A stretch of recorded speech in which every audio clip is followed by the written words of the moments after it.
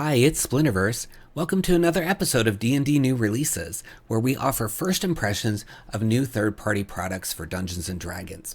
We cover a selection of titles from Dungeon Masters Guild and DriveThruRPG each week. The titles are presented in alphabetical order by site, and all of them are linked in the video description. Purchasing the books using those links helps the channel, but you can also support us by purchasing one of our best-selling books. Our newest release, Swarms of the Multiverse, offers over 70 brand new creatures, including their associated swarms. Plus, you get instructions on how to make your own balanced swarms, and lots of bonus materials such as 4 new demiplanes.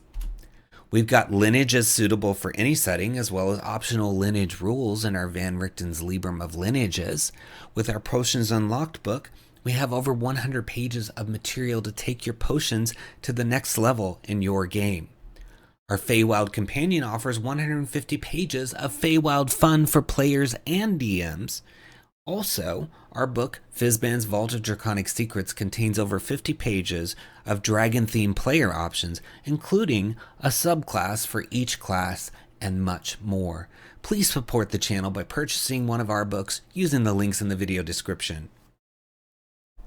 Before we check out this week's new releases, we got to talk about our exclusive discount via the Splinterverse discount program. And this week, it is for the Electrum best-selling Pretty Little Lich's Greenhouse of Nightmares, which is a Tier 4 adventure from 𝙒𝙤𝙘𝙀 𝙀, and is normally $5.95, but we're bringing it to you for 50% off. So less than $3, and this book could be yours. It looks really, really fun. It's got some great artwork. It's 32 pages. It says the natural world is dying and 𝙤𝙤𝙀 Scarlet Scale has had enough. It's time to destroy civilization and pluck the humanoid parasites from the face of this world. And honestly, is she wrong? Will the player succeed in infiltrating 𝙤𝙤𝙀's lair, the verdant Phronestyri, and bring an end to her schemes? Or will 𝙤𝙤𝙀 and her team of Yuan-Ti research assistants create an army of monstrous insects to wipe humanoids from the face of the world? So it's the first installment in a trilogy of adventures centered around 3 unique liches and their lairs designed for high-level play. These 3 lairs and the surrounding regions can be run independently as individual adventures or tied together into a mini-campaign that centers on the destruction of the Green Hand, an organization of dangerous liches. And it's a 3 to 5 hour Tier 4 adventure, so that's levels 17 to 20. So you get the setting guide to the Deadly Swamp where this happens, 12 random encounters for it, an additional mini adventure called Path of Calamity. You get battle tactics, so you have a whole 3-stage boss fight, and then the Medusa Lich is a CR26, has new legendary actions, and then you also get 7 new monsters and 2 magic items. Again, for less than $3, thanks to 𝙒𝙤𝙀 𝙀 offering us this awesome discount at Splinterverse. So let's take a look inside, and you get to see 9 of those 32 pages. So it gives you the intro, talks about the reliquary, background summary, 𝙤𝙤𝙀, some knowledge, tips for the DM. So you're getting a ton of background information, which is so awesome, especially if you're going to turn this into a campaign. Then you get some hooks in here that you can use to get things started. And then you've got the Memorial Mire random encounters. So when they enter the Memorial Mire, they find themselves imperiled by the wetland's natural features as well as 𝙤𝙤𝙀's experiment. So you check the random encounter every 30 minutes that the adventurers spend traveling across the Memorial Mire. So then you roll and see what's going to happen. And so there's several here, whether it's Quicksand, Cavern of 𝙁Basilisk Statuary, Night Shiver Stalker, etc. So it goes into those here, gives you the little encounters. So for example, the kidnapped Druid slithering through the swamp ahead are 2 enormous snake-like creatures with muscular humanoid upper bodies, hoisted over one creature soldier, and trapped in a net is a young half-elf man dressed in a hide pelt. These 2 Yuan-Ti abominations have kidnapped Eris, who's a half-elf druid, and are dragging him towards the verdant Phronestyri to become 𝙤𝙤𝙀's next experiment. The abominations fervently believe that 𝙤𝙤𝙀 is an avatar of Marshalk and fight to the death if confronted. If saved, Eris heals his saviors as thanks before fleeing back to his home within the mire, where he has moved to seek out the legendary druidic mentor Grillus. So yeah, that gives you plenty of information. You know what they're going up against, and you have this character that has some connection to the area, what they're trying to do, why they're there, and even why the Yuan-Ti are serving Thymia. So great little flavor text and all the pieces you need to build that encounter. And then you can see there's some general features for the Verdant Frontistery and a little map of it.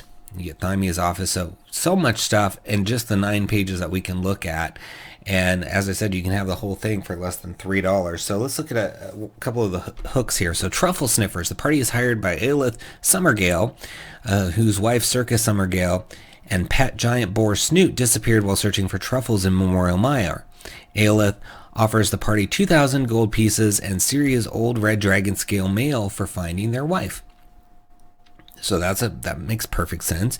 And I like the notion that, they were just out looking for truffles and then they disappeared and there's this giant boar named Snoot. That's flavorful. And then you've got Pearl of Putrescence. If the party destroyed the Pearl of Putrescence as described in Pretty Little Liches, an artifact and a villain, Rhino Heartsbane, who arrives at the predetermined meeting hungover, gives the party a map indicating the locations of each individual layer of the Green Hand and declares that each of the liches and their reliquaries must be destroyed. The map marks Thymia's lair in Memorial Mire with an ink sketch of a skeletal Medusa's head. So that's fun, and I think, liches are a fun enemy, and having sort of this organization of liches is something I haven't seen before, so that could be really fun. And having a map with little markings of where the layers are. Yeah, so much in here. You can see in the Verdant Frontistery, it says the ceilings of the Verdant Frontistery are wriggling with small glowworms which emit bright light. So that's pretty descriptive. I like that. It says the walls are overgrown with razor vine. And then there's extreme humidity in there. So again, Zeke has gone to the trouble of giving you lots of descriptors that you can use as they move through even just a hallway. Oh, there's glowworms above you and all these different things. So I really like this. So fun. Liches are fun. The artwork is beautiful. The layout is nice, easy to read. I think you're just going to have so much fun with this, and you never know when you're going to need a tier 4 adventure because there just aren't that many. I mean, Wizards doesn't really even publish tier 4 adventures, so I think grabbing one and having one on hand for less than $3 is awesome. So, and it's an Electrum bestseller with an average, of 5 stars after 16 ratings. So there's something really good here, and you can get it for a great deal. So do it. It's the first link in the timestamps under Greenhouse of Nightmares. It's also in the alphabetical list in the pinned comment. Give it a click. Our first new release is Axis of Law from Beyond the Screen. It's $7 for 21 pages, and authors Aviad Tal and Shakur Bieber. It says punk stories often involve complicated societies where being lawful and being good rarely go hand in hand. In the face of corruption, heroes turn to the illegal. They form resistances within the underbelly, fight for the underdog, and oppose the oppressive rule of the government.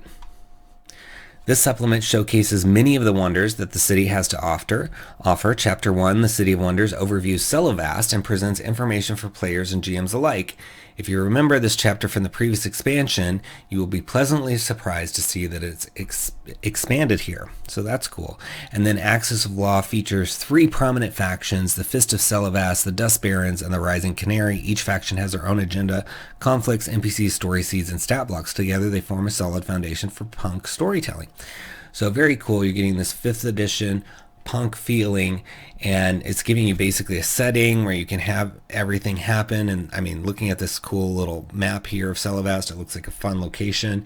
And then you've also got factions that you can deal with, which I love factions because not only can you use them for NPCs, but you can tie player characters to them, maybe even secretly. You can have them be secret members or secret enemies of some of these factions.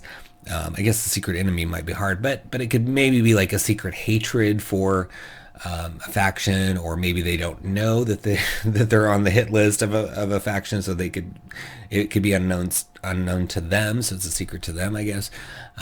But yeah, so lots of ways to play with factions.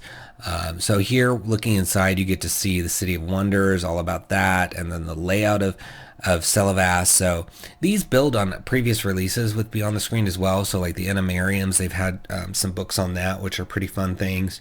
Lots of spirit stuff, kind of almost steampunk-like. Reminds me a lot of like Kaladesh, if you play Magic the Gathering. So lots of cool things in here. And here is that gorgeous map. You can see all the different pieces of 𝘼𝙬, and shows you how to get around and the different wards. So they have something called Skyreach Island. The highest island in 𝘼𝙬 holds the heptagram tower from which the council rules. And the Leastone, the oldest wonder rock in the city. Leastone is home to several museums and old government structures. So fun, different locations. And then if we scroll back up, we'll read a little bit about the city itself. So it says, 𝘼𝙬 presents the best and worst that the world of Eleanor has to offer. It is a city of magic and splendor. Towers are built atop floating islands. Spirit-infused automatons traverse the streets, and wondrous items add comfort to everyday life. It is also a city of adventure. A crime lord prepares for war beneath the crater's floor. An artificer tries to rescue a spirit-infused automaton, or automaton, I don't know how to say that, from the military's strict hold, and a mysterious figure directs the government to protect its deepest secrets. Meanwhile, citizens are unaware that their emotions and memories fuel the most ambitious invention of the century, one that led to the greatest technological leap Eleanor has had in its existence. So that's cool. They've got that going on. Lots of stuff going on in 𝘼𝙬. 𝘼𝙬 is the largest city-state in Ravalos. Nearly 500,000 citizens reside on the floating islands and in the crater beneath them. So pretty cool. And then, of course, in the world of Eleanor, spirits are beings born of emotion. A child imagining friends in their closet might create a spirit of fear. So you have more spirits in Eleanor, because it's not just, from dying, basically. So much. There's a whole thing of Ether Park visitors you can read about. I mean, this book is packed with stuff. They're always, Beyond the Screen is always giving you so much detail, which I love, to bring these settings to life. So you can really lean on that. And of course, homebrew your own things or improv your own things to go with it. So really, really fun stuff. I hope you check it out. It's in the links below under Access of Law. Give it a click. Next, we have The Dragon's Bank Heist by Aaron Botter and One Page Adventures. And it's basically a heist adventure for 5th edition. It says, drive into the steamy depth of the Platinum Bank as you discover a wealth of treasure and secrets of the mythic dragons Abra and 𝘽𝙦. Try to sneak past the impenetrable security and don't push the guard's alert level too much. Test your skills against hordes of kobold guards and seemingly indestructible gold golems. And before we forget, nothing is sacred in the profession of thievery. Beware of double crosses. So you get tips for session 0.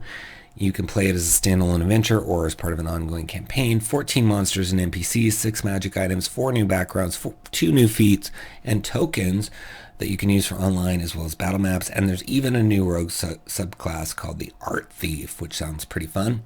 There's a video you can watch here as well. And they don't have a full-size preview, so we'll zoom in on the quick preview to take a look. So it gives you how to use the adventures, session 0, lots of tips for that. Why are they robbing the Platinum Bank? So ideas like the heirloom of their family was stolen and they suspect it to be stored there, or their sibling made a lot of debts and is suspected to be a prisoner of the bank. And there's 6 different options. We just read 2 for you. And then there's some plot hooks to bring the crew together. Then there's a whole town called the town of Coast Creek. And then gets right into the adventure, and you get 𝘽𝙦, the red serpent, with a CR of 16. And then you get negotiations with the dragon, the planning stage. Here's sort of a map.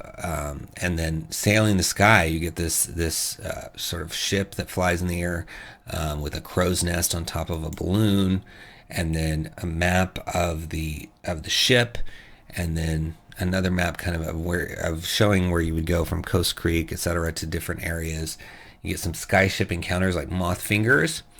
It says, during the night at the moth fingers mountain range, hundreds of giant dark green moths begin covering the ship, chewing at the ropes, attaching the balloon to the rest of the ship So they're going to chew the balloon off, basically, if you're not careful. The party has to get rid of the moths without damaging the ropes themselves. The moths are very attracted to light, warmth, and cloth, which might be determined by a nature check. So that could be fun, having to find a way to get those moths attracted to a flame or something. There's killing them, distracting them, and then it talks about what happens if the ropes are destroyed. So that's pretty cool. And then you got a swarm of nightmare worms at CR2, various outposts and Steam Island encounters, Platinum Bank map. So here's the heist where you're gonna have the heist, Kobold, and there's just a lot of cool stuff in here that you can read in the free preview.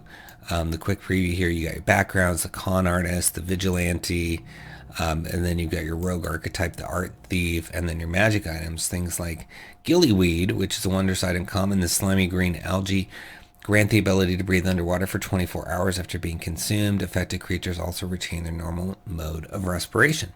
So fun stuff, and I love these little smiling vases, or not necessarily smiling, but with faces on them. That's pretty cool. So yeah, fun stuff. Love the cover art. I think this is going to be a really fun heist adventure, and I love that there's this sort of dirigible that you have to deal with, a balloon, hot air balloon situation with the moths. So you'll want to look for it in the video description. Links under Dragon's Bank Heist, and give it a click. Next, we have the Dragon's Hoard from Legendary Games, and it's issue 24, $5.99 for 30 pages. A bunch of authors on this, including Jason Nelson, Miguel Colon, and Robert Grady. And it's a monthly anthology of magic items, spells, monsters, and more.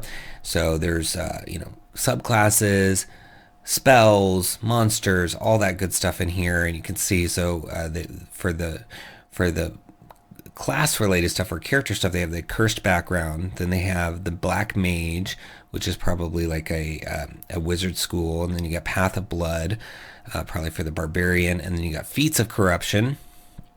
And then you've got some monsters like the animate dream, the fear eater, the gourd leshy, the mothman, and other stuff in here. So really fun. I always love these. Let's scroll through and see if we can find one to read for you. So lots of cool ones. The Curdled Doom looks cool. Let's read that. It says the syrupy green liquid is highly toxic. Any creature drinking it takes 10d8 poison damage, or half as much on a successful con save. Creatures failing their saving throw gain the poison condition, and for 1 minute take an additional 5d8 poison damage each round at the beginning of their next turn on a failed saving throw, or half as much on a success, and must continue to save each round until they succeed or reach 0 hit points, at which point they die immediately without the opportunity to make death saving throws. You can attempt to force a restrained or helpless creature to drink a vial of Curdled Doom with a successful athletics check opposed by their athletics or acrobatics check. And you can automatically force a paralyzed or unconscious creature to drink Curdled Doom. So get up to some bad stuff with this. And it says, if unstoppered, the scent of Curdled Doom is dangerous, causing creatures within 5 feet to take poison damage on a failed con saving throw as well. So you can't leave it unstoppered. And then you got the Fate Splitter, which is a scimitar. You got the Cloak of Weakness. So the cloak is cursed, a fact that is revealed only when an identified spell is cast on it or you attune to it. Attuning to this cloak curses you until you are targeted by a remove curse spell or similar magic. Removing the cloak fails to end the curse. Once attuned to the Cloak of Weakness, you take a -1 penalty to your armor class and saving throws. So pretty cool, interesting little cloak that's got a curse on it. And there's a lot of other items and stuff in here for you to explore for just $5.99. I love the artwork on the cover too. So check it out. It's under Dragon's Hoard in the links below. Give it a click. Next we have Life in Bizol, Flowers and Ash, a toolbox of adventure, encounter, and downtime activity ideas set in the city of Bizol. It's from Immersive Adventuring. It's only $1.50. Author Nicola Lubaric, I think. Sorry if I butchered that. And it says there's a flowery residential district filled with exploration and roleplay encounters called Hospitally. And then there's Ashencap, a war-torn wasteland where the Leviathan landed, and it is filled with exploration and combat encounters. And it's basically a toolbox for DMs exploring an epic fantasy urban setting. So It describes 2 distinct districts, 7 neighborhoods, 30 plus encounter and adventure ideas, and a few NPCs, items, and spells. So quite a grab bag of different stuff. So you have notable features, recent history, etc. And it can be used with some other products as well. So let's look inside. So we're getting to see a couple pages from the middle, but you can see it says, beneath the rubble of Collector's Bay are great treasures from the wealthiest neighborhood of Bizol's wealthiest district. Desperate scavengers seek riches and fishers, while divers search the coast for the same reason.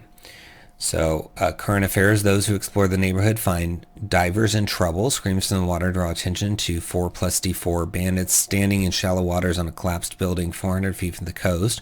4+1D4 swaggin, and 1D4 reef sharks pull them underwater one by one. 2 hunter sharks arrive at the site 1 minute later. So a lot of stuff going on in that water. And then there's a scavenging spot. Characters select a fisher or part of the shore to scavenge, and then they roll 1D4 to see what happens. And the first option is the characters amass 1D8 art objects. When a bandit captain leading 2D4 berserkers engages the party, the captain tries to persuade the party to surrender half the loot and attacks if ignored.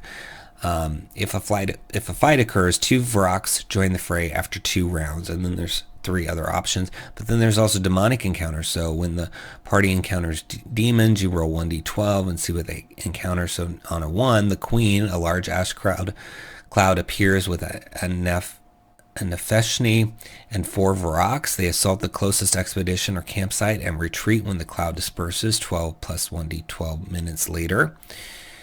And then you've got ghostly encounters, and then someone called Theodore Whitecap.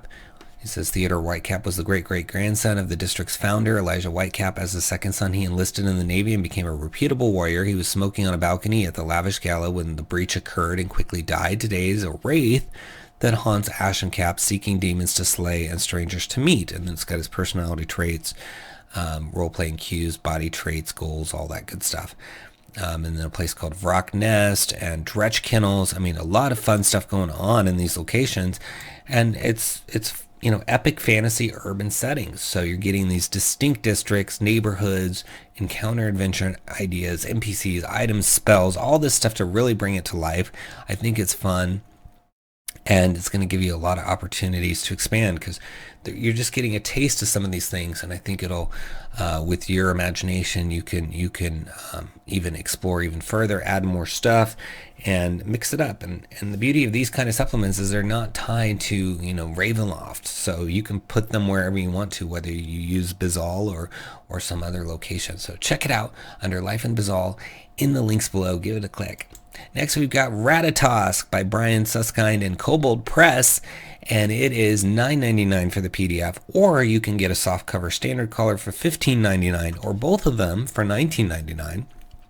And I always love Kobold Press's books because they always look great. They're always easy to read. The art is stunning and the concepts are great. They just have a lot of quality to their work that I appreciate. So it says the Ratatosk are celestial humanoid squirrels who dwell in the World Tree. These insatiable gossips and tricksters delight in gathering secrets and putting such knowledge to mischievous purpose. Will these wily beings serve as allies or prove a whole lot of trouble? Ratatosk provides everything you need to introduce the Squirrelfolk into your games, including details on Ratatosk culture, settlements, religion, and naming conventions, playable Ratatosk race options for player characters, 9 new items, 6 new magic spells that are created by the Squirrelfolk, 3 Ratatosk organizations, and 12 NPCs ready to star in your adventures, 4 Squirrelfolk variants with full stat blocks, plus adventure hooks, quest pass, world tree, encounter tables, and more. So really anything and everything you could need to have these little squirrely characters in your world. So whether you want them to be like in the background as just NPCs, or people that you encounter or you travel through their lands, or if you want to go all the way to having some of the members of your party consider playing as a Ratatosk, you have that option with this book. Plus, you're going to get items and magic spells that you can either use as part of that culture or take them out of that and use them in other places. That's the beauty of these supplements, is they give you these deep dives with every little thing you need to really make it feel like this Squirrelfolk setting, adventure, campaign, all that goodness. But if you want to just pick and choose little pieces, even just the race, and then later deal with this whole culture, you can. So really nice, great prices on this too. I mean, look at this artwork. This is just so cool. They're facing some undead attack in the world tree potentially, or another tree. I love that. So you get the background on all of them, some hooks, gossip, culture and society, and we're just getting to see 4. Remember, this is 28 pages, so you're going to get a lot of squirrely fun. I love this art. Just, they have some of the best artists working on their stuff at Kobold. And then they even have some holiday celebrations of religion. It says the Ratatosk are a joyful race who use any excuse to hold a celebration party or feast, where other faiths, such as worshippers of Perun, have days honoring specific saints. Every single day of the Squirrelfolk seasonal calendar is marked by a holiday. Every single day. Wow, that's awesome. The subjects of these holidays vary from obviously important to something akin to a thinly veiled excuse. When you arrive in a Ratatosk community, you will certainly be just in time for that day's celebration. The theme of the holiday could be, and they give you a table, which gives you 8 different reasons for celebration. So it could be an important historical anniversary, a particular hero or legend, the first day of the month, fur brushing day. Oh, I like that. The arrival of visitors, the last day of the month, and more. I'm not going to read them all. I want you to read some yourself. But I mean, just imagine how much fun you can have with that. If you're a DM who likes to improv, or you have a player that maybe wants to play this race and they want to help you come up with every single day, you know, the character could wake up and say, oh my gosh, it's fur brushing day, or it's tail fighting day, or whatever, right? And you can just sort of lean into that, and you know, the other characters go, oh gosh, what holiday is it today? Let's hear it, you know. And then they have that sort of back and forth. I think it could be really fun. And then it goes into some of the specific ones. So you got Viskermood. It says on the first day of harvest tide, every Squirrelfolk community sends their strongest or cleverest member to the eyrie at the top of the world tree, to the den of the serpent at its roots, or out into the various planes. These seekers spend 4 months gathering the most important secrets they can ferret out. On the last day of snowfall, they gather in Grinstad to publicly present their secrets to the Squirrel Court before returning home to great fanfare and celebration. Visitors, both mortal and divine, often attend the sharing of secrets to hear the Ratatosk's stolen lore. Wow, that's really fun. I love this. There's just always so much detail and fun stuff in these Kobold releases. And it talks about their settlements here, so you get information on that. And then celestial gossips. It said the incessant chattering of the Ratatosk is not more animalistic nattering. It is a complex web of interconnected messages relayed from Squirrelfolk to Squirrelfolk.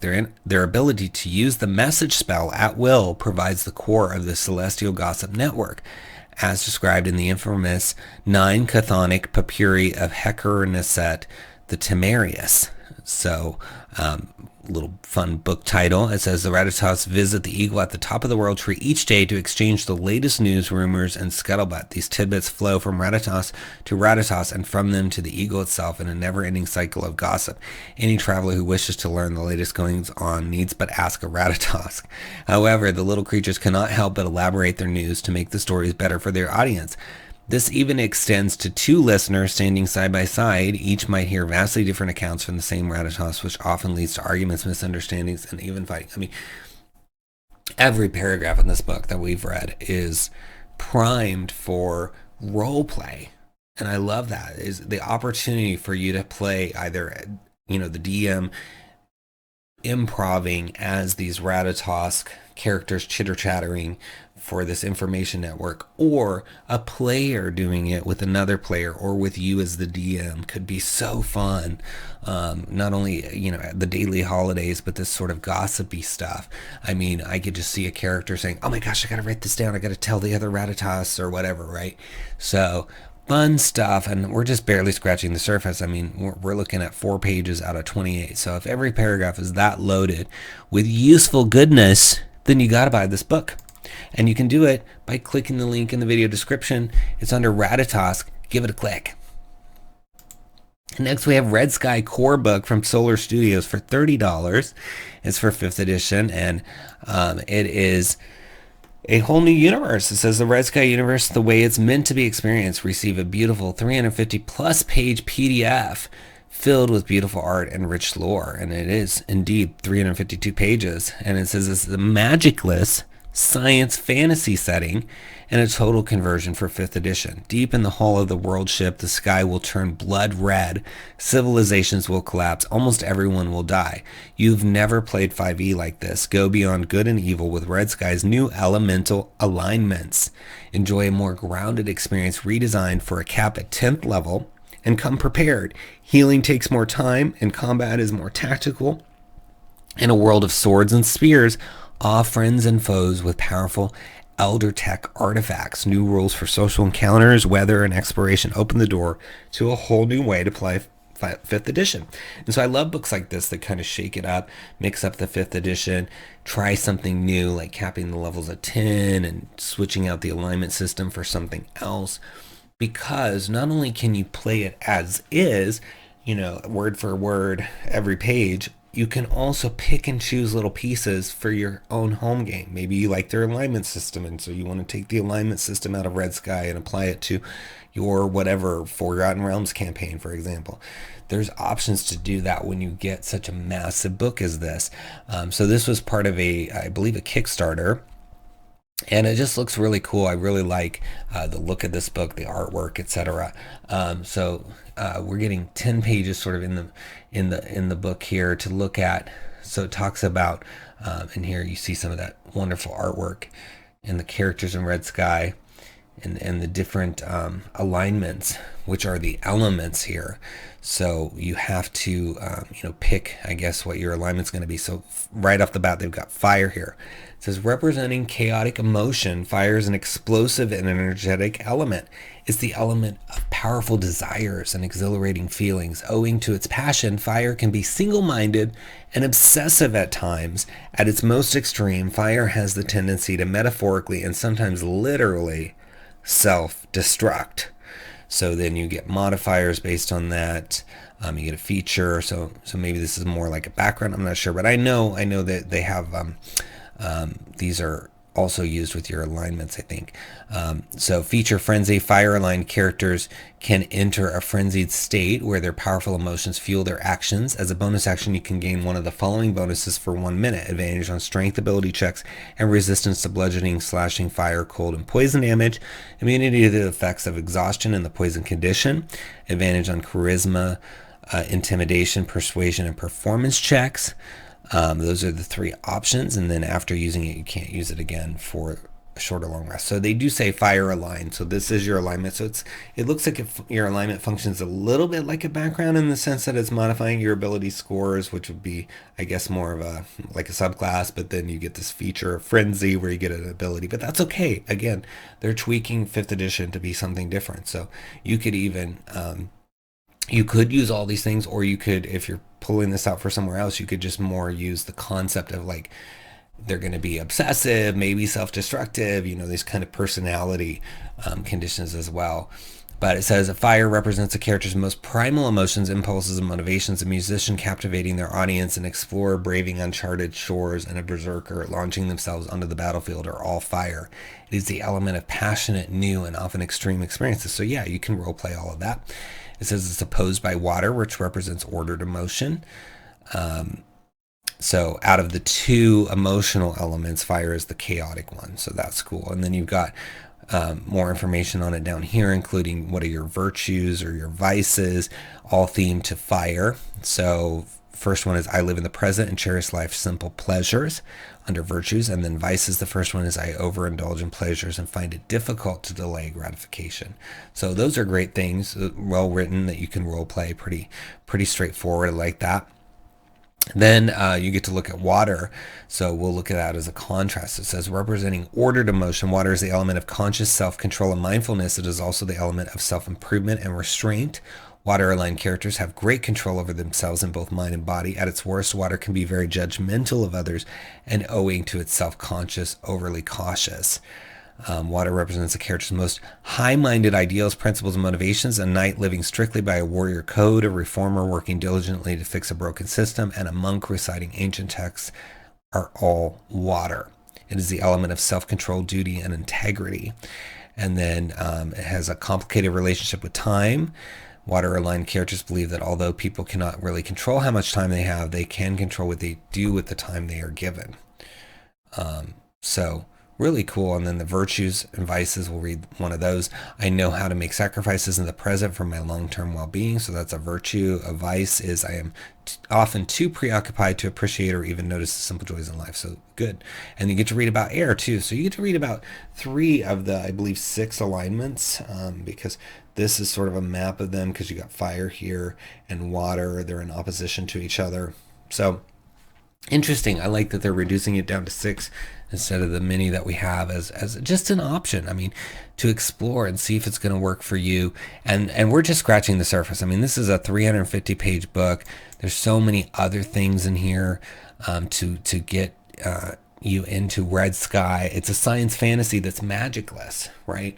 So that's also interesting too. And I'm sure whether you play the entirety of Red Sky as a setting, or you want to just pick and choose some different things, I mean, $30 for 352 pages, that's like less than $10 for 100 pages, which is a pretty good deal, especially if you compare it to the price of a 100-page book. So I think you should check it out, see what Red Sky is all about. It's in the links below under Red Sky. Give it a click.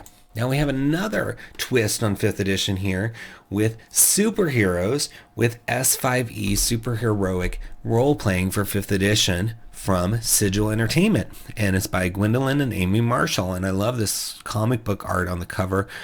It reminds me of some classic artists. Very cool. And it's $24.99 and 286 pages. It says, dark times call for superheroes. Injustice, terrorism, and violent crimes are on the rise. Our cities are battlegrounds. Our suburbs are no longer safe. Who will step up and be counted? Who will bring hope to a world on the edge of despair? We thought it would be you. Gear up and assemble your team. You're in for one hell of a fight. So it's basically an exciting new content that brings all the action from comics and movies to your 5th edition game. We've got all you need to create, equip, and play the superhero of your dreams, whether you're a lone vigilante, a cosmic powerhouse, or the mother of all street fighters. S5E has you covered. We're offering more content, more choices, more backgrounds. So step-by-step guide that walks you through it. They even have a video that teases it, because this was also a Kickstarter. And I love the name of S5E, because that's really easy to think of. You know, we have 5E, 5th edition, we say all the time, right? But S5E is just really a simple way to say, hey, superhero 5th edition. It's easy to remember, easy to say, easy to think about, and it quickly connects you to the existing 5th edition, because you're so used to seeing 5E for that, right? So love that. Let's look inside. Get to see 8 of the 286 pages. So it talks about what you need to play and all that, how to use the book. And then you get some more of that beautiful comic book art. I love comics. So this is really fun. It says, making your superhero, session 0, choose your ancestry and culture, pick your superheroic class, select your superpowers, take a background, determine your statistics, and then create hooks. So gives you all that background information. And what I also like is they're making this character called Blaze as they go through. So they have these little sidebars as you go through character creation, where they're step-by-step making a character. So if you are reading instructions on how to do something and you're imagining how it works, it could be different than what they intended. So the fact that they have these sidebars showing you, walking you through making of this character called Blaze, means that you can check your perceptions of what you're reading and see if, am I interpreting this right? Is this really how you're supposed to go about creating a character? Especially with something new, because you don't have necessarily somebody sitting there with you teaching you this, right? You might, but not always. So picking your superheroic class. So more of that beautiful comic book art here. It says every superhero has a superheroic class that defines the kind of powers they have and how they use them. Your class provides you with your superpower list from which you choose your powers, as well as special abilities that only members of your class receive. It also determines your hit points. So it says you have 10 options when selecting your superheroic class. Your options are summarized here, but each are explained in detail later. So we'll read just a few of those so you can find out about some of the classes. So you can be an elementalist who channels a classical element like fire, water, earth, or air, or who can manipulate a fundamental force of the universe like electricity, time, gravity, light, or sound waves. So that's a good class. The kinetics channel their power through their own bodies, moving with incredible strength or speed. Some teleport, others fly, and still others perform impossible acrobatic feats, while a few can absorb a mind-boggling amount of damage. So that might be like a character like the Flash, if you're thinking in terms of famous comic book characters. Several heroes express their power and ability through the rigorous training as a martial expert, honing their bodies into deadly force. Some use their hands and feet, manifesting explosive power with a punch or kick. Others direct their deadly attacks with the help of a favored weapon like a bow or a pistol. So that could be like a Batman or a Hawkeye character. A few heroes are masterminds, employing incredibly powerful intellects to analyze their foes and predict threats, or calling minions onto the field of battle to fight for them. So yeah, they've got this all broken down into 10 different groups of superheroes. And as I said, you can even have fun just bucketing your favorite superheroes into the different classes to kind of get examples of what, some of those superheroes might be. And, of course, sometimes people use things like S5E to role play their favorite, famous superhero, because you can homebrew that if you want to, of course. And it talks about leveling and selecting your superpowers. So it says your class guidelines tell you how to pick your powers and how many you can select. Consult your chosen superpower class to see how many powers are available to you.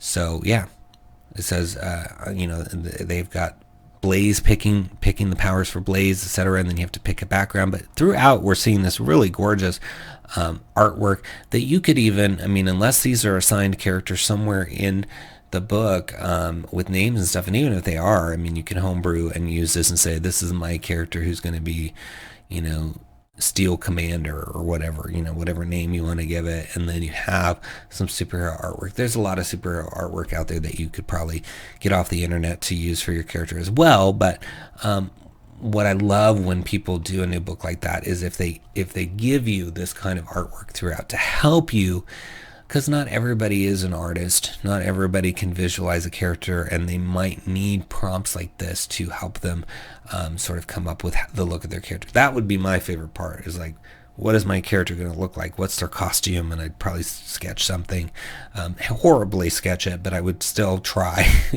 to sketch something to give maybe to an artist and say, this is what my superhero looks like. Can you please draw this for me? But yeah, so much fun awaits you. And if it's S5E, that means there's parts of 5E in here. There's going to be things that you're familiar with from playing 5E for years and years now, potentially, or even just recently, that you can leverage to get into this. A lot of the other superhero systems, they're not based on 5E, right? So getting somebody to try it is going to be harder. Getting to learn it is going to be harder. But if you're starting with 5E as your basis, I really think that's going to help you if you're used to 5E. So I think you should check it out. It's under S5E in the links below. Give it a click. Next we have Somnus Domina, Luxus, Guide to Kitsandria. And it's from Logan Laidlaw, 1999, for 130 pages. Already in its first week, it's a silver bestseller. So that's good. It sold over 101 copies in its first week. So really cool. And it says the Kitsandria was previously released as a standalone race, but has returned. This race of shape-shifting fox people are one of the most lovable and fun elements of the Somnus Domina setting. And in this book, they have been expanded in celebration of this reimagining of the first race we ever released. This book looks into their mythology, culture, and historical context, and offers a waterfall of extra content from Somnus Domina. I don't know why I can't say that today. This project began as a simple reimagining of Kitsandria, but quickly became a labor of love that features a variety of options for players. It focuses on Kitsandria and offers player and GM tools that can be used with or without the race. So you get the race itself, 9 sub-races, characteristic tables, breakdowns of the race's culture, mythology, and history, 28 new subclasses for all of the core 5th edition classes, including the Inscriptor, Magus, Pedal Knight, and Sword Saint, new weapons, armor, and firearm rules, 8 new feats, 43 new spells, plot hooks, 18 magic items, 8 artifacts, and 2 Saint Myth weapons, 39 NPCs for a variety of different occasions. So this is awesome. I mean, so much stuff. And I always enjoy Logan's work because it's always looks beautiful with the artwork. And then it's just very creative in terms of concept. And you also get kind of a little bit of an anime feel, which is fun for people. You got all the subclasses, including different types of Kitsandria and those who might live similarly to them, mostly following the theme of expanding the options various classes have for poisons, light weapons, and druidic primal magic. And then there's just weapons, special armor, spells, I mean, just tons of stuff, and even 39 NPCs. So this is really packed, 130 pages. I mean, you're going to find stuff you can use. Unfortunately, the full-size preview is given an error, but we can look at the quick preview.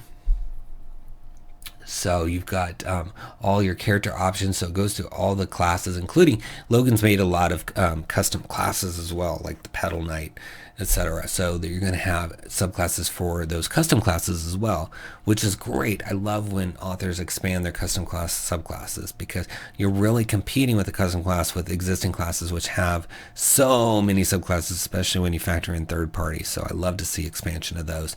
So again, like I said, beautiful artwork. Goes into the culture here, the language, the sub races.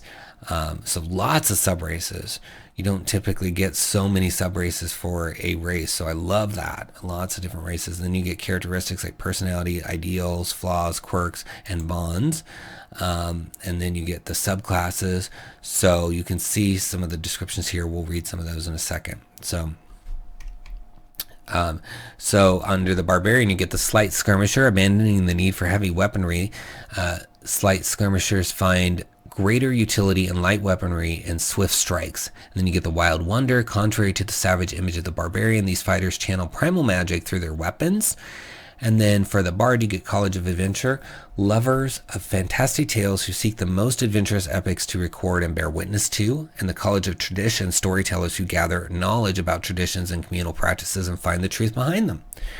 And then you've got other options like for the Inscriptor class and the Magus classes created by Logan. You can read those options here. You've also got the Ranger, which is a gun dweller, ranger who has learned to use firearms. And then you've got the Sorcerer, the Foxblood, carrying a spark of magic of 𝘏𝙤𝙤 origins. The subclass grants quick and deceptive qualities. And then the first Fox for the Warlock, a contract forged with Kitsune, which manifests as a spiritual fox companion that they shape through their connection and growth. So very, very cool. I love this. So much in here. And then, like I said, you have all the characteristics. So it says, I like to wander in great open areas, and the horizon always calls to me. For your personality trait, the ideal of the world is filled with too many points of view to consider a single one correct. Flaw, I have a terrible poker face and can't keep a secret. Quirk, I compulsively brush my tail when I'm nervous. And bonds, I was born to a relatively large community of Kitsandria and know a great many of my kind. So yeah, you can play those. And yeah, I encourage you to come through here and read about the race itself, and then the traits. They have shape-shifting, they have dark vision, impersonation, so you can cast disguise self at will, and then of course a bunch of sub-races to explore. So I mean, I think this book is so fun. The artwork is gorgeous. And I mean, these fox-like characters are just so fun. You can do so many things with fox-like characters. And I mean, it's already a silver seller, so really, really cool. Great stuff. So look for it in the video description links under 𝘏𝙤𝙤 and give it a click. Next, we have Tomb of the Two Gods by Elven Tower and Dark Realms Maps. It's a level 8 adventure for 5th edition. And it's only 95 cents for 8 pages. And it says, as the characters delve into this adventure, they shall discover that the hunter was not himself because of the influence of 2 strange entities in a nearby tomb. It is an ancient construction of elvish design meant to worship and understand the duality of the gods of the sun and the moon. A strange prophecy related to these events speaks of a time when both entities shall fuse and bring forth a time of reckoning for all mortals. The characters are now part of its fulfillment. This is a level 8 adventure that leads the heroes to investigate a terrible crime, has them learn obscure truths about the nature of the world, and confronts them with a strange avatar that threatens to end the world as they know it. So, and I guess I skipped part of it in saying that there was a recent tragedy in town, and a local hunter came into town a few days ago and murdered numerous people in cold blood. So you find out that they were not themselves because of the influence of these entities. So yeah, you've got 10 original adventures in Dungeon Vault Magazine 27, but this one is focused on the Tomb of the Two Gods. And so you've got the adventure PDF, which is full color, and then you've got a printer-friendly black and white one. Then you've got separate high-res map files for you to use as well. So let's look inside. So it talks about the Forsaken Tomb, the Prophecy of the Light, and then some adventure hooks to get you into it. And then you get the slow descent as you deal with this adventure. And I love this little map and how it looks like a pencil sketch of this little location, the Lodger's Retreat. And they give you the flavor text for literally every numbered location, which is nice. And then you've got the basement of this place. It looks like underground maybe. Or maybe that's the regular interior because it's just got low lighting. I'm not sure. And then you got the Tomb of the Two Gods with some pictures for that. And then, of course, a really fun map as well. And tons of, like I said, they always give you the flavor text for the numbered locations, which is helpful. When needed. It's not always needed. But when needed, it's there. And that's awesome. So let's read a little bit more about the Prophecy of the Light. Numerous humanoid civilizations worship the sun and the moon. They are given names. Effigies are sculptured in their honor. Prayers are written to worship their qualities. But the mortals do not understand the true identities of these gods, nor do the elves, for that matter. But all civilizations have a version of the grand prophecy, a tale that speaks of the time when the sun and the moon shall coalesce into a single being. The details vary from culture to culture, but the time is approaching. Some cultures believe that the fusion of the two astral bodies incurs a time of reckoning for all mortals. Others believe that an era of prosperity shall begin soon after. So yeah, you could play with that quite a bit. Have people talking about, when two of these things come together, we're going to be dealing with change, or however you want to incorporate it, whether people are babbling about it or they're being very serious, or there's writings about it. Whatever way you want it to manifest, you can work that into pretty much any setting, even in just a local area, like a little small town where it's taken on a life of its own. And we'll just read a little bit of the tomb here. Let me find a good little fun area to read. So the columbariums of believers, countless funerary niches on the walls and the 8 hollow pillars hold the ashen remains of the elves of yore. An aura of deafening silence claims the room. A shallow font awaits in the dark by the north wall. Each of the niches is a stone drawer with a small silver urn within. Each columbarium contains 3 D10 times 10 urns, each containing the ashes of a single person. Thanks to ancient protective charms, which did not falter with time, the bodily remains here have resisted the influence of the two gods. Should the undead in the other areas pursue the characters into these chambers, they collapse to the floor and disappear as soon as they cross the threshold. The two gods have no power here yet. So, fun stuff. Looking at this map, exploring this is going to be really fun for the party because they're going to have a lot of choices to make as they go through. So yeah, I think this is going to be another fun one, and it's so cheap. 95 cents to get an 8-page adventure with maps. That's just unheard of. So you got to take advantage of these deals and quality from Elven Tower. As always, it's under Tomb of the Two Gods in the links below. Give it a click. Next, we have Townsfolk, dynamic NPCs for 5th edition from 𝘽𝙤𝙤𝙬𝙤, and it's on sale for $3.99, normally $4.99 for 5th edition. Townsfolk introduces a score of NPCs and over 50 pages of content ready for any fantasy setting. Each character has a full-color portrait and a common role to play in the average town, but they have been fully detailed to bring them to life and make them make running them as simple as possible for the GM. Our townsfolk feature full stat blocks with tailored abilities and weapons, personality traits, ideals, bonds, flaws, secrets, and social preferences. We have made sure to stuff the pockets of each character with intriguing one-of-a-kind items and provide them with dynamic activities lists as well as comprehensive relationships with one another. So yeah, they're really giving you everything you need to make these NPCs come to life. I mean, you can never have enough information about them. I mean, I guess you could be overloaded with information, but you need some key pieces of information to really show, you know, who this person is as compared to the previous NPC or the next NPC, right? They got to be distinct, because otherwise your party at your table is going to forget who they are. They're not going to remember. But, you know, if you can really create these characters and bring them to life, they're going to be memorable. And so this book is going to help you with that, because you can see they've got all these different ones. There's a taverner, a baker, a laborer, an herbalist, a pastor, a retired guard, and then you've got all these people in the tavern, a barfly, a thief, an entertainer, an out-of-towner, guard captains, different guards, etc.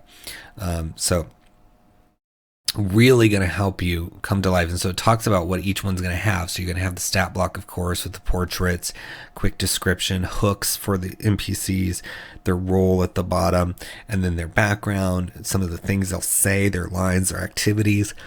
I mean, this is pretty thorough. So, or not lines, links. Any significant relationships the character has, as well as reasons for the relationship as described in the links section. So, my bad, I couldn't read that. So, that's even better than lines, because you can guess what they'll say from the other things. So you got Arnon Morgul here, challenge CR14. So you can see stat block, the usual actions, all that stuff. Then down here you got the trait, ideal, blonde, flaw, quirk, secret, all that stuff. Quick description, hooks. Perfect. Beautiful layout. All focused on a single page here for the immediate stuff you need, and then you can get into the background with all the, you know, sort of history, what's in their pockets, activities like dominating a darts tournament, drinking at the table with Emmett, who has long since passed out. I really think this is probably one of the best layouts I've seen for an NPC book. Really, really concise.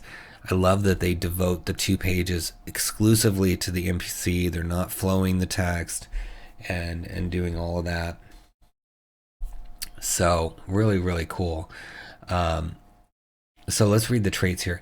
His only desire is to have a stable life and to maintain the status quo. And then his ideal is community. We live together, we die alone, build a community you can trust. And then his bond. He's intensely proud of his ale, Hooper's Brew.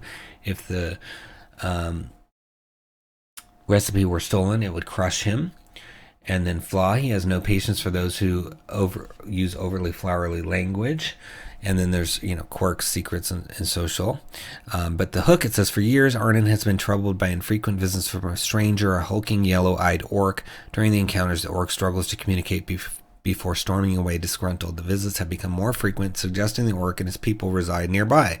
Arnon was given a painted great axe by the stranger, which he keeps on the bar and is curiously drawn to. So yeah, you could explore that hook, have this character be a central part of that story, uncover the mystery of this axe and this strange orc that's coming to talk to him. But you got a quick description as well. Simply spoken, friendly half-orc tavern owner, a towering figure with shocking green eyes, swings his shoulders emphatically as he walks. So each time they meet, you could read one of those things, so that you're just kind of layering this character up for your players. And then, as I said, there's a whole background, even with the name of the place, the Boot and Hawk Tavern, and then links to maybe other characters in here. But yeah, you've got all these different characters. I think this is a really well done book, and I really think this is one of the best layouts I've seen for NPCs, because you can focus on those 2 pages. I think it's got the right mix of things. There's other NPC books out there, but they don't always have all these different things, or they have some things that maybe you don't need. So yeah, I think this is going to be a good one to grab, and it's only $3.99 for quite a few NPCs and 52 pages worth. So check it out. It's in the links below under Townsfolk. Well, that's our last DriveThruRPG title this week. Before we move on to DM's Guild, please like the video for the algorithm, leave me a comment. I will respond to all comments personally. Subscribe if you haven't already, and share the video out there on your social media so we can get more people to learn about this series and support all these awesome creators. And speaking of that, click those links in the video description and support these creators, buy their books, leave them reviews, leave them comments, go on their social media. And this is a tough industry. We need to all help support each other, uplift each other, so that we can all continue to be in this industry and bring you these awesome, fun ideas to enhance your table's fun. And if you click any of those links, you're going to also support this channel with a small affiliate fee. So if you click any of those links and purchase anything, so do your shopping through those links, and it's going to help us keep this channel going and making our own books. We use the proceeds from this channel to help with our own books as well. So very, very helpful. And if you want to be especially kind to help us, we have a ton of books that we've released, 6 of them so far. You can find out about them at splinterverse.com or the links in the video description. And we have a brand new Dragonlance book coming out on December 6th. So we're going to start showing you more and more of that. It's massive with tons of stuff for players and DMs. If you've liked our past books, you're really going to love this book because it's got a lot of the things you've come to love from Splinterverse. So I'm so excited to show you more about that. But in the meantime, check out our older stuff like Swarms of the Multiverse, our most recent book, which is print on demand or digital. It's over 180 pages of swarm goodness. You learn how to make your own swarms that are balanced for 5th edition. You get 70 new creatures with their corresponding individual creatures plus their corresponding either swarm that they summon, that they form into themselves, or that they somehow control with their abilities. So that's over 140 stat blocks in the book, including 2 pages minimum devoted to each creature. So you really get their lore, you really get all their tactics, literally a playlist of what actions to use if you want to use that quickly to jump into a combat with them. We've got sidebars on things like magic items, factions, diseases, even brand new 4 brand new demi-planes in there so that you can explore those. We tell you what kind of creatures you'd encounter from like the monster manual as well as the creatures from our book at those demi-planes, so you can really have adventures in those demi-planes. And we give over 150 adventure hooks throughout the book for the creatures. Plus we have environmental swarms, which are these swarms that don't even have hit points. They're more like a puzzle. How do you dispel them? How do you get away from them? Or how do you make your way through like a hazard, difficult terrain, etc.? So much, anything you could ever want. We wanted it to be the book for swarms, and the response has been great. So you got to check that out.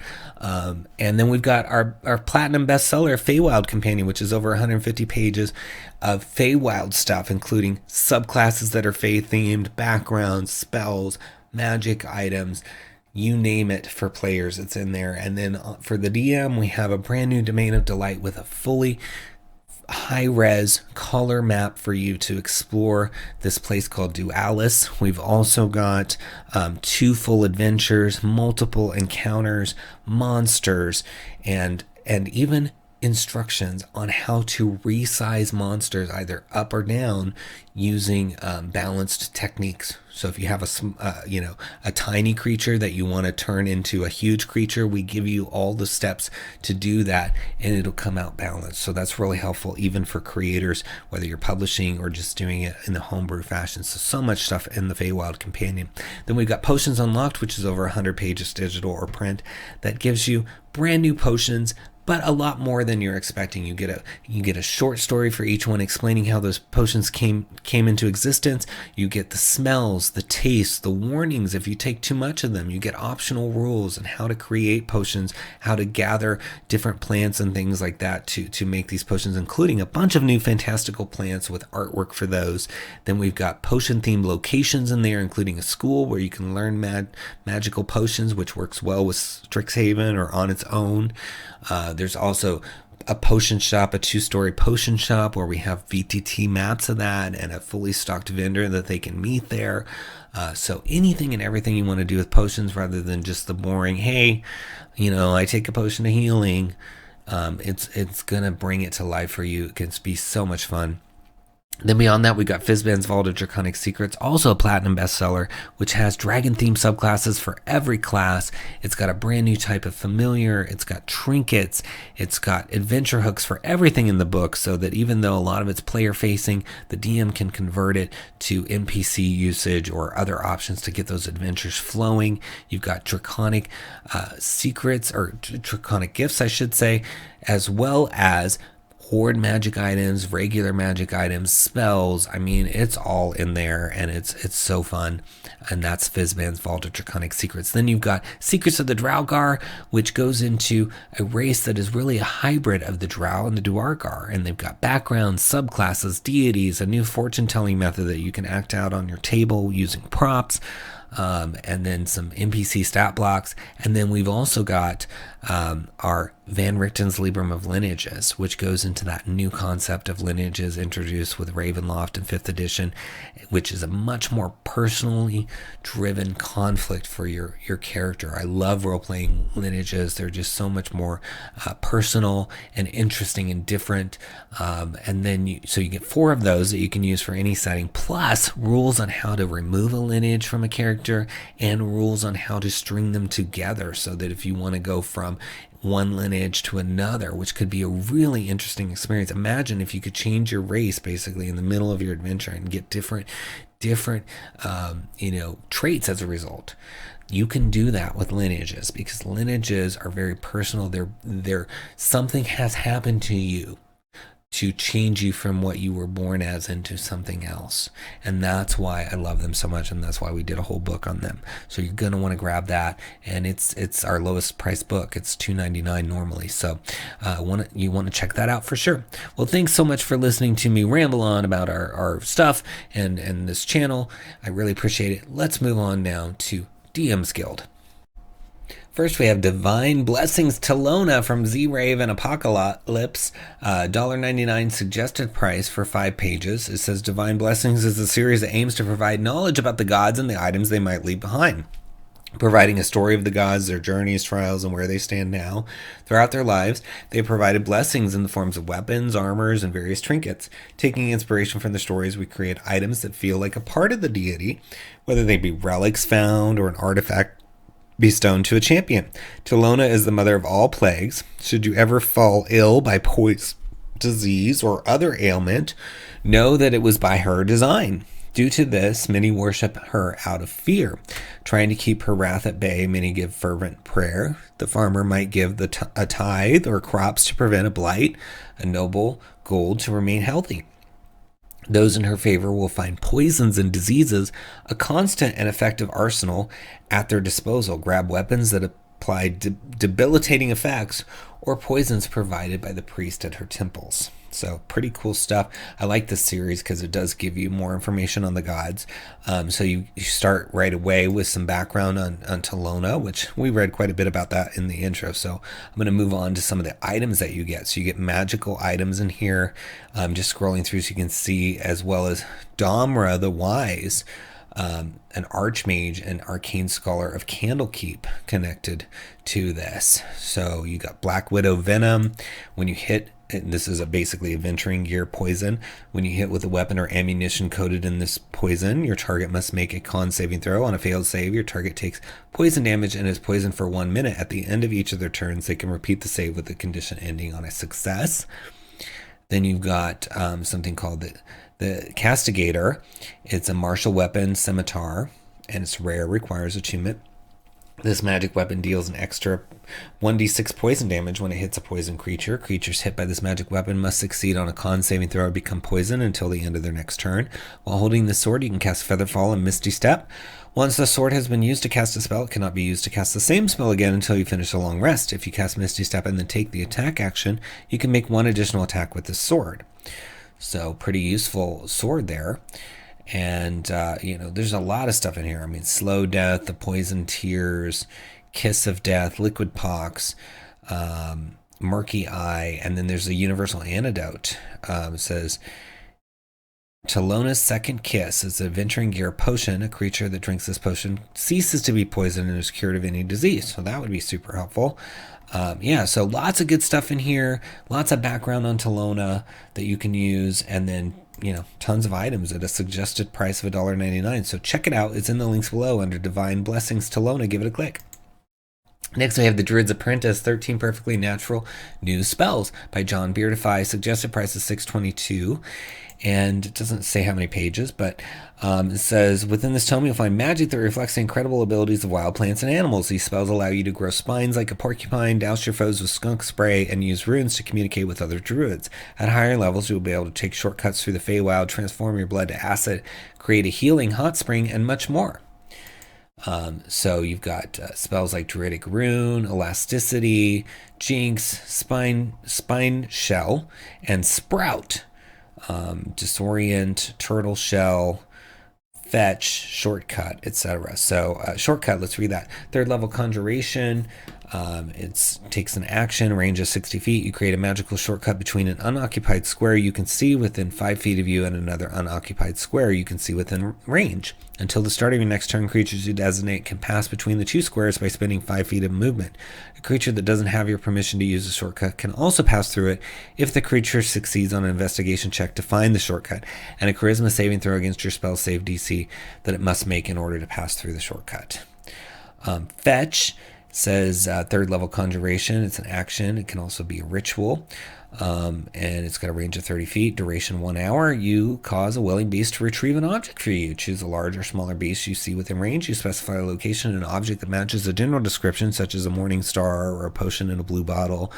The targeted beast uses all its movement and its action on each of its turns to move toward the specified location, searching for an object that matches your description. It can travel up to a total of 5 miles while the spell lasts. If the beast finds an object that matches your description and attempts to retrieve the object and return it to you, doing so might require the beast to make at least one ability check or skill check, such as strength check, to seize the object from an unwilling creature, or a sleight of hand check to steal it from a merchant. If the beast travels more than 5 miles or doesn't find an object matching your description, or if it fails a skill check or ability check that it must make to retrieve the object, the spell ends and the beast makes its way to where you cast the spell. So yeah, you can send a little guy like this on a mission to bring something back for you, and that's just a few of the spells. So pretty cool. I'm not sure if it tells you in here where which classes get these spells, or if that's up to the DM. So that would be something, John, if you're watching, to either let us know if that's, it might be in a page we're not seeing because I'm not sure what the page count is, or if it's something that you can answer in our comments. But I love these spells. They seem really fun and flavorful, and you can never have enough spells. So you can get this for a great suggested price of $6.22. It's under Druid's Apprentice in the links below. Give it a click. Next, we've got Dynamic Classes by Bryce Renfelt, $14.95 for 366 pages. And it says the Dynamic Classes manual allow players to choose the leveling path of their characters by selecting among a list of features they want as they level up, instead of having them chosen for them. Every playthrough with a particular class can be totally different, and it makes for a very custom and satisfying leveling experience. Traditional classes have been reworked while keeping their unique flavor to allow for this dynamic system. Dynamic classes can be played along traditional classes. And so you get 14 classes, including the Dynamic Witch, 104 subclasses, leveling tables for each class to make leveling easy, simple descriptions for each class, and a subclasses feature. And then they say they balanced it for each class. So you can see under Artificer, you get the Guild of the Anvil, the Guild of the Blunderbuss, the Guild of the Gadgeteer, Hedge Witch, and Medico. And then Barbarian's got the Way of the Ancestors, Beast, Devotions, Fury, Powers, Seasons, Shaman. So some of these would be new, I'm guessing, and some would be conversions, because even under Wizard, you see Abjurer, which already exists, Conjurer, Diviner. So some of these are redos, revisions to the existing ones, and others are brand new, I would guess. So basically, you select a class and eventually subclass, follow the guide on the chosen class table. When it's time to get a mastery, choose from any of those listed. Many masteries require use of mastery points instead of a limited amount of uses per rest to allow for more creativity in how you play. Each class has its own pool of these points to use from. The pool increases according to your class proficiency. 2 times class proficiency. You can also get bonus mastery points depending on the masteries you choose within your subclass. Once per day, you can can choose to restore a number of mastery points equal to your class proficiency during a short rest. For the purpose of this manual, dynamic classes will often be called only by their class name. So instead of Bard, it would be Dynamic Bard. And then shows you what your class proficiency is. So levels 1 to 2 or 1 to 4, you have a class proficiency of 2, and then at 5 it switches to 3, and it tells you how many mastery points you get. So you get non-casters, half-casters, full casters, special casters. So the non-casters, the Dynamic Barbarian, Dynamic Fighter, Dynamic Monk, all that stuff. Shows you what your hit die is, your main attribute, and then what kind of caster you are. So these would be the full casters, like the Dynamic Bard, Cleric, Druid, and Wizard. And then special casters, a Sorcerer, Warlock, and Witch. So interesting groupings. I like that. And then it gets into the Dynamic Artificer. And then it shows you, okay, these are your features and masteries as you go through all your spell slots, the cantrips known, and then your typical features. Including, like your starting equipment, your spellcasting abilities. And then it gets into, it says you have a number of mastery points equal to 2 times your class proficiency plus any bonuses. Once per day, you may restore a number of artificer mastery points equal to your class proficiency during a short rest. All mastery points are restored after a long rest. And then we get to see some of those masteries. So Arcane Tinker, imbue magical objects with various enchantments. And you can click on it to get the full information. Augment and attunement, increase the amount of magical items you can attune to. Construct mannequin, construct a permanent mannequin companion.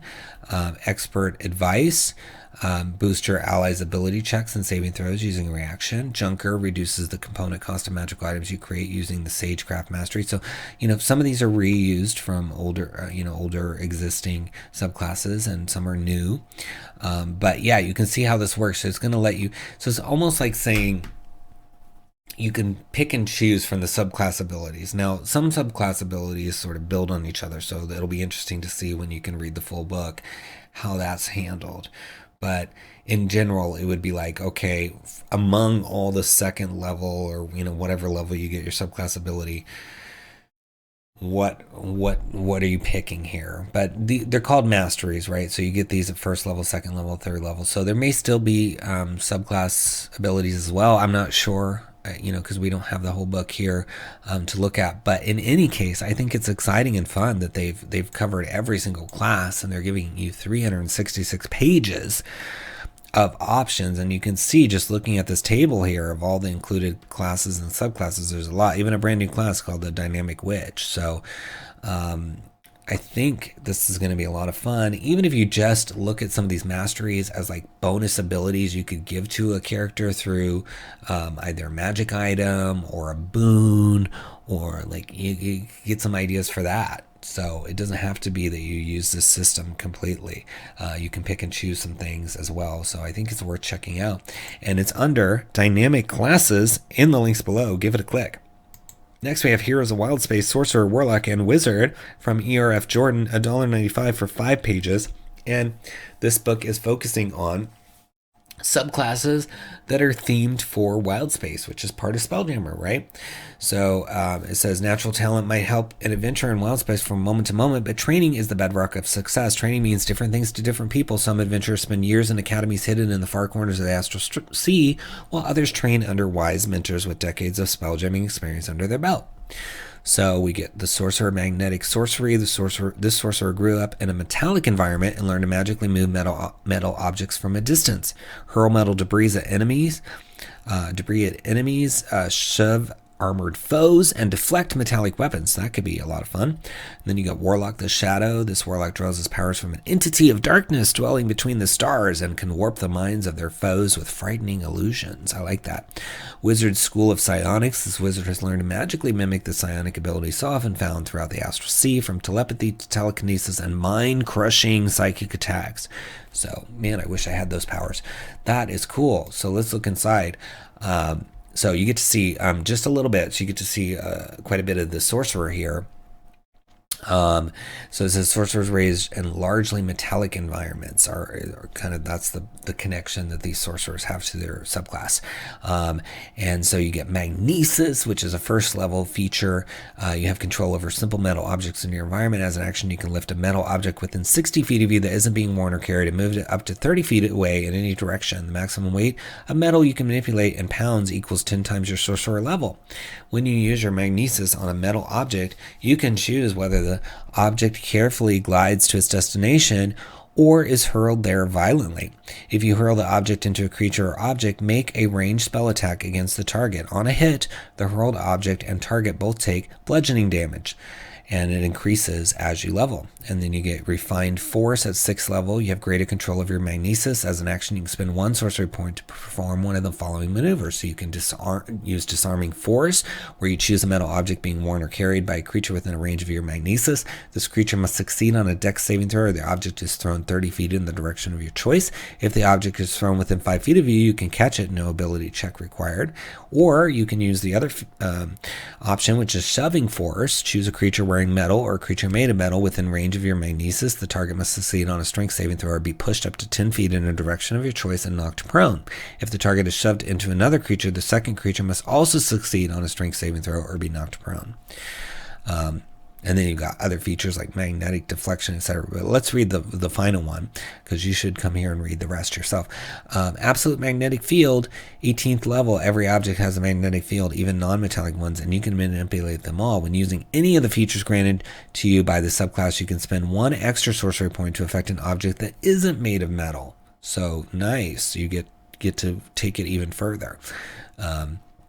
So it's kind of like Magneto. If you know Magneto from the X-Men, you're kind of dealing with metal and, manipulating it. And people have metal in their bodies. So even Magneto was able to eventually start dealing with people's, the iron in their blood and stuff like that. So I love that it eventually gets to that place as well here. So very, very cool. Fun stuff, as usual, from E.R.F. Jordan. Very well written, and I'm a fan. So check it out. It's under Heroes of Wildspace, Sorcerer, Warlock, and Wizard. Give it a click. Next, we have Hungry Hamsters, which is, to me, a reference to Hungry Hippos, the fun game that I used to always like to play as a child. It's by Dylan Ramsey, $3.99. I'd still play it, I guess. So, Hungry Hippo fans out there, you let me know. Let's get a game going. 20 pages. And it's a mystery adventure for player characters of levels 3 to 7 that embraces one of the Spelljammer setting's most iconic creatures, those giant space hamsters, with multiple hooks to draw characters into the story and 3 possible answers to the central mystery. Hungry Hamsters has plenty of replayability and room to make it your own, chock full of fun characters, new magic items, and wacky ideas. This is one your players won't soon forget.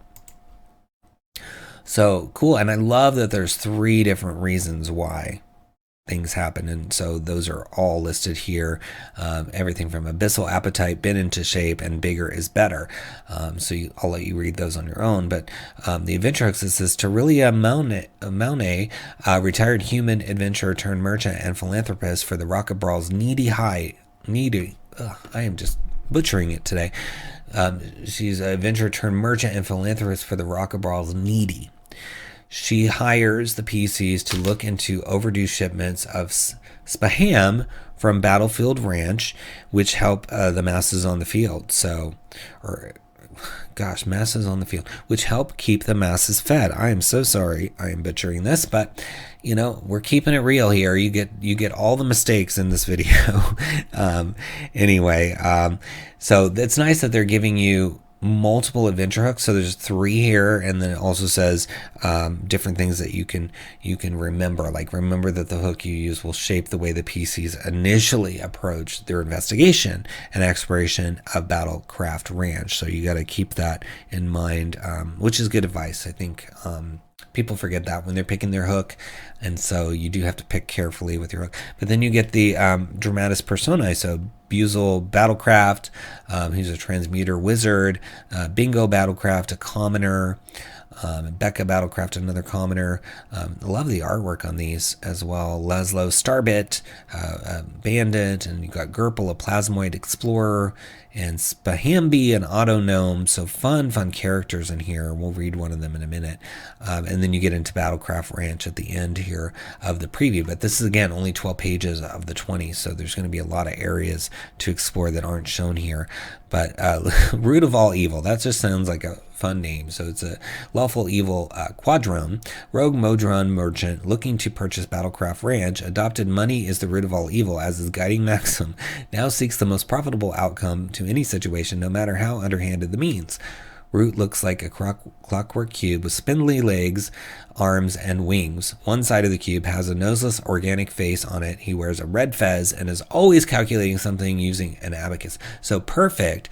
You know, the quadrones, modrones, all those, they can look so much alike. And so I love that the authors have really made this one have some personality and a little bit different.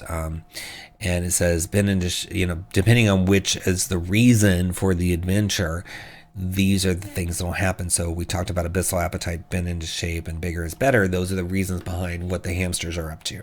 And so depending on which reason you choose, then you can follow on from that with Root of All Evil. And that is the case with all of these characters. So that's why the replayability is really high. So maybe you play this once, picking option 1, then you play it again, picking option 2. So it's even as a DM, this is going to be fun for you, replayability. If I was a professional DM and doing, professional DM work on, some site like Start Playing, I might want something like this because I can replay it different ways each time with people that sign up for the adventure. And so I'm not constantly, replaying it the same way. So that's a good option. So check it out. Hungry Hamsters in the links below. Give it a click. Next, we've got Ormpur Setting Guidebook. Peddle your wares and spices within the city of Saffron's open markets from Grimm Press and Sandy Lawson. $9.99 for 66 pages. So you get expanded lore for the city of Saffron, including an overview of trade, taxes, and ties.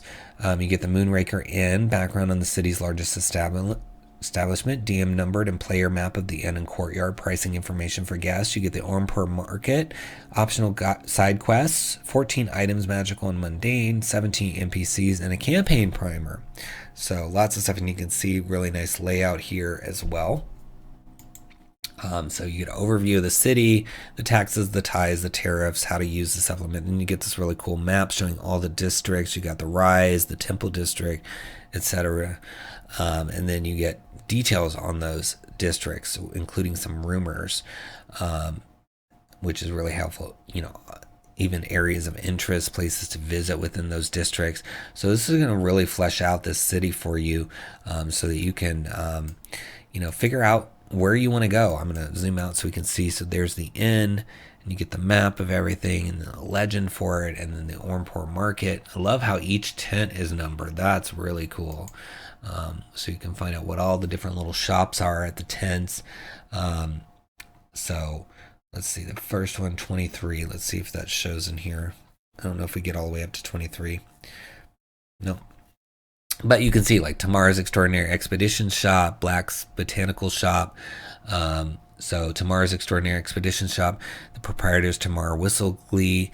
Whistleglee is a Shondathan Lightfoot halfling. Although he does have Lurian refugee halflings working in his shop, he has all types of races in his employ. His only interview requirement seems to be that the candidate makes him laugh. Tamar Whistleglee speaks halfling in common. His employees all speak common, and he sells adventuring gear. And then the offerings that are available, and the physical description of the shop, and then general information and the special info like no adventurer is truly ready without a stop at the shop. Prices at Tamar's are the same as those in the PHB. Tamar can be talked down by up to 15% with the persuasion check. The check is reduced by 3 if the total exceeds 100 GP. So yeah, this is helpful. You can even pull these shops out and use them in other locations, or just change the names and use some of the same kind of stuff. So even beyond Ormpur, this is going to be really helpful for you. So looking at the districts, you've got the Temple District. It gives you the borders, the area, the general description, then areas of interest like the Fowler's Fair, the Saffron Exchange, the Spice Merchants Guild House, and adoration of the Dark Lady Shrine. So that's cool that you're getting all those different options. And then under the trade gate, I just want to read some of the secrets and rumors. So garrison at the Second Sister is seen as a slack assignment because Ormpur has never had a city wall and is invited trade with all for centuries. It has never been invaded. As long as someone stands guard on the tower, garrison duty here is a chance to play cards or relax and sleep. So that's a secret about this sort of trades gate area. So yeah, just tons of stuff you can use in here. And as I said, you can pick and choose districts. You can pick and choose, areas of interest, put them in your own homebrew settings, or you can fully explore Ormpur. And because they've detailed it so much here, you're going to really feel like the city has come to life for you. So I love it. Check it out. It's under Ormpur Setting Guidebook in the links below. Give it a click. Next, we have the Shardmind, a psionic race for 5th edition by Daryl Dominguez. 95 cents, and that's it. 95 cents for these 7 pages. That's a pretty good deal. It says, become a living construct driven by a memory as old as existence. As part of the psionic races of the multiverse, Shardminds are made out of the remnants of a living gate, united by the psionic energies that constitute them, and a memory as old as existence. The second in a group of releases for the upcoming psychic class. The Shardmind presented here make their return with a unique feature that handles psionic energy dice. So you get the full race, optional rule for handling constructs, special race flavored psionic powers, rules for the psionic powers, 2 racial feats that enhance your natural abilities, and ideas for integrating them into other settings. So super cool. So you get creating your character, all about that, their lifespan, height, all those things. And then you get into the traits like construct, you don't need to eat, drink, or breathe. In addition, if the mending spell is cast on you, you can spend a hit die, roll it, and regain a number of hit points equal to the roll. That's cool, because mending would seem appropriate for a construct. Otherworldly lore, as a being originating from where the astral sphere meets the far realms, Shardmind possess a unique understanding of those places. You gain advantage on all intelligence checks that pertain to lore about the planes and the far realm. And then you have psionic energies surging through their body, granting them a relative amount of natural psionic power. You get 2 psionic energy dice, which are D6. These D6 are used to fuel your powers. The psionic energy die is expended when you use it, and you regain them when you finish a long rest. And then it increases as you level. And you can manifest the Psychic Surgery Psionic Power. When you reach the 3rd level, you can manifest the Transpose Psionic Power. And finally, at 5th level, you can manifest the Crystal Shard Power. So you get some various psionic powers at various levels. And then you can communicate without voice, which is cool. And then you've got an optional trait, and then you start getting into those psionic powers, like the Psychic Surgery one we mentioned. It says, with the power of your mind, you can close wounds of a creature that you can see within range, regains a number of hit points equal to 1 of your psionic energy die, plus your psionic ability modifier. And then for every additional dice spent on this power, you can choose to either heal a creature for 1 additional roll of your psionic energy die, or heal another creature within range, and it's a range of 15 feet. So fun stuff. I love all this. And then it talks about integrating those into other campaigns and then how to manifest it. So you've seen the whole book here in the preview, which I appreciate. And I love it. I think it's fun. Works perfect with Spelljammer or wherever you want to have a psionic race that looks really cool. It is a construct. You don't get to play as construct all that often. I mean, there are some, the Warforged and things, but not super common as humanoid. So check it out under Shardmind in the links below. Give it a click. Next, we have Spells of the Unfathomable from the Tomes of Melchior, Volume 4, and Daniel Johnson. It's $3.95 for 18 pages. It says the realms of the mind are often limited to the strong, the brave, or the mad, and depending on who you ask, the line between them is razor thin. Be it a cult member, an occultist, a victim, or a weary warrior crusading against the unknown, this tome contains the spells to bring your vision for a character who has touched the realms beyond into any campaign. Enhance your characters and monsters with 60 new spells themed around the mind, the flesh, and the entities beyond the star. Mold the flesh of your allies into new forms, instill fear into the fearless, brush up against mighty eldritch entities, see through objects, etc.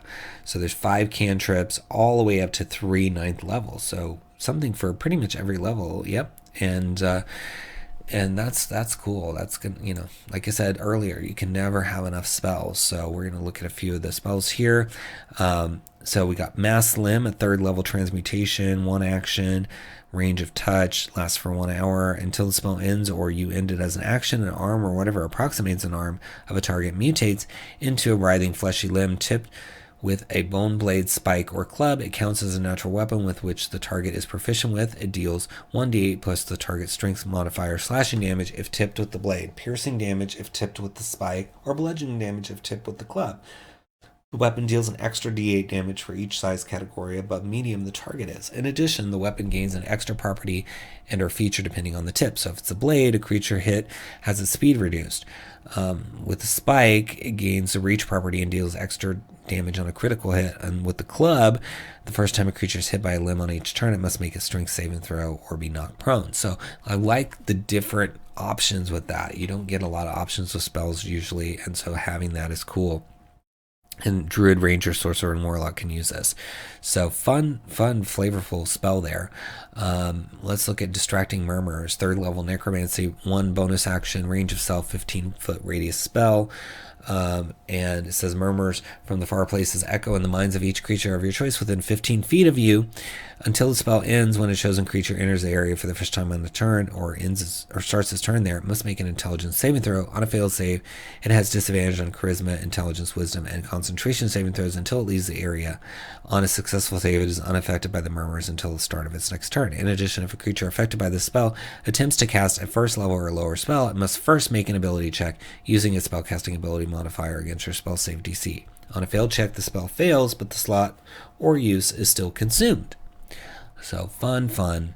I like these. And there's 60 of them in here for all levels, including cantrips. So you definitely want to check this out if you need some spells.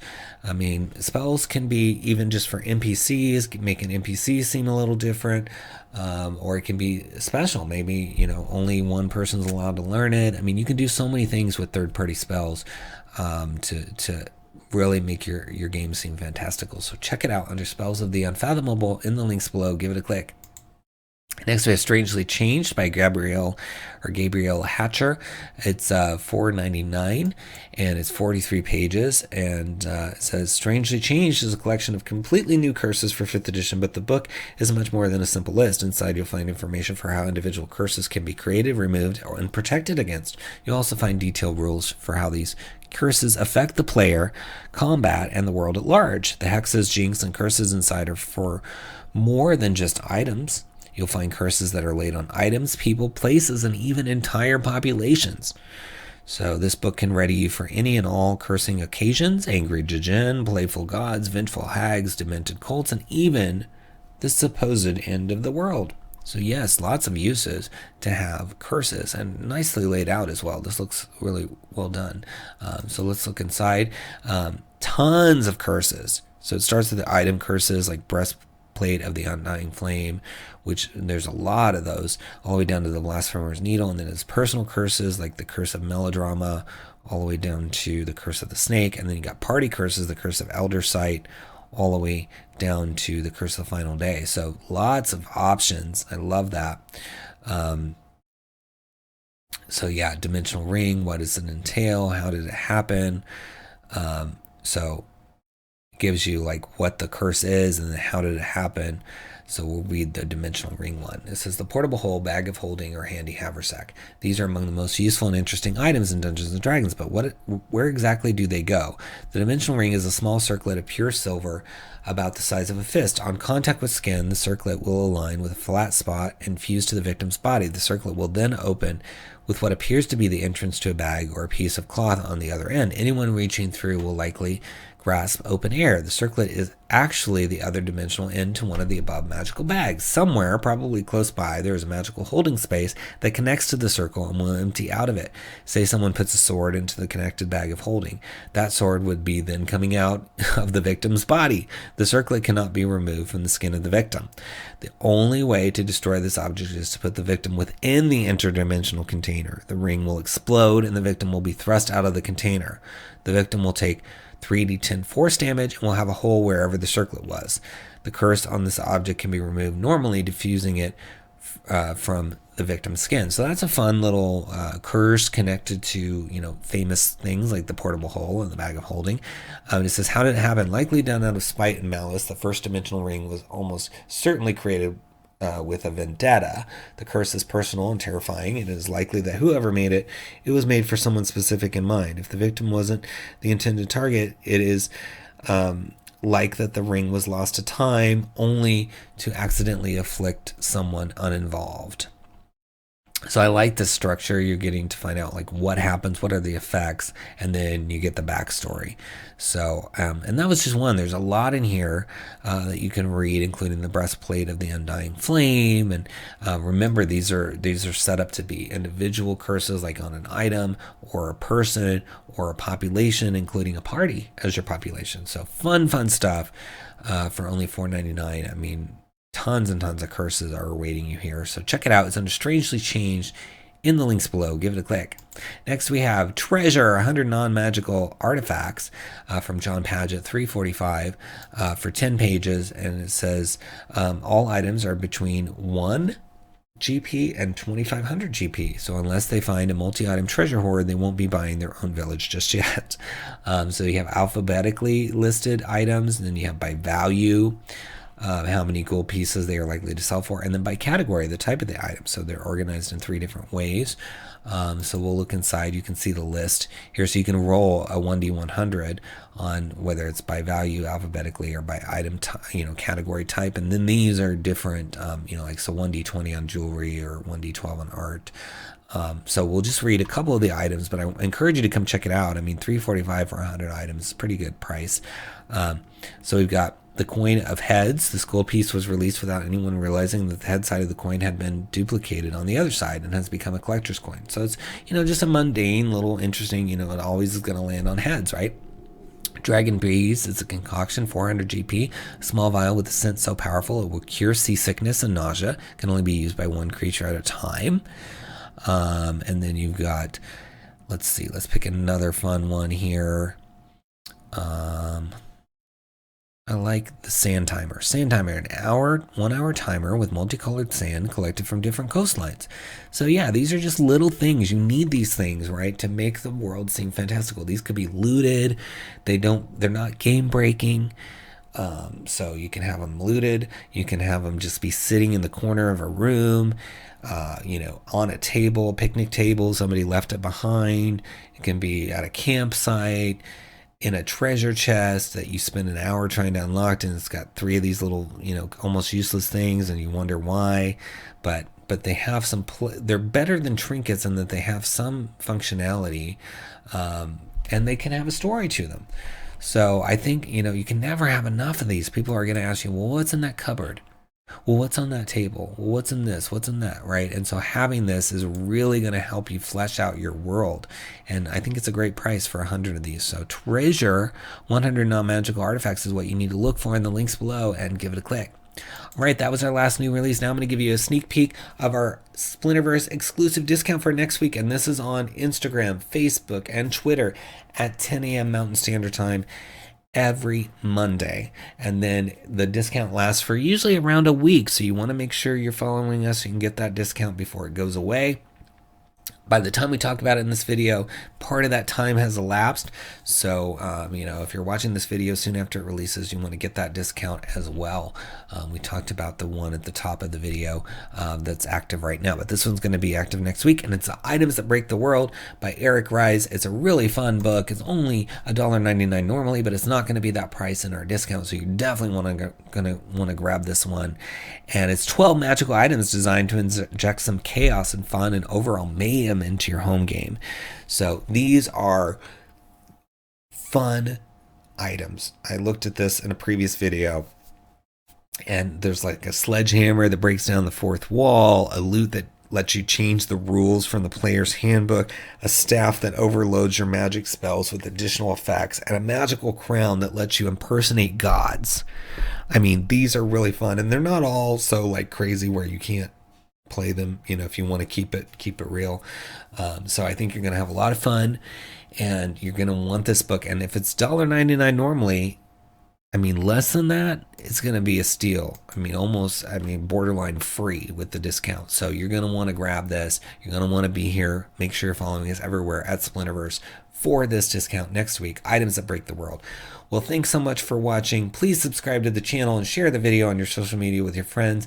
Like the video for the algorithm. Leave us a comment. I will respond to you personally. Click those links in the video description to purchase all the wonderful titles we talked about this week. And consider purchasing one of our books, also linked in the video description, or you can go to splinterverse.com to check those out. And our Dragonlance book is coming December 6th, so you gotta stay tuned. You're gonna want that book if you're gonna play Dragonlance. It's gonna supplement the existing Wizards book, as well as give you a bunch of new stuff to just get your Dragonlance going. So check it out, coming soon. Thanks so much for watching. If you are a creator out there, don't get hung up on the details. You know, if something's driving you crazy, like a name or some little part of your story, table it, come back to it, keep going, writing. You can ruminate on that name or that subject in the shower, you know, on the drive to work, whatever, and resolve that situation later, or use a generator even to come up with that name. Don't let those things be used to procrastinate. Get your story or book done. And for everyone watching, thank you so much. I appreciate you. It means a lot to me, your support. And until next time, happy adventuring.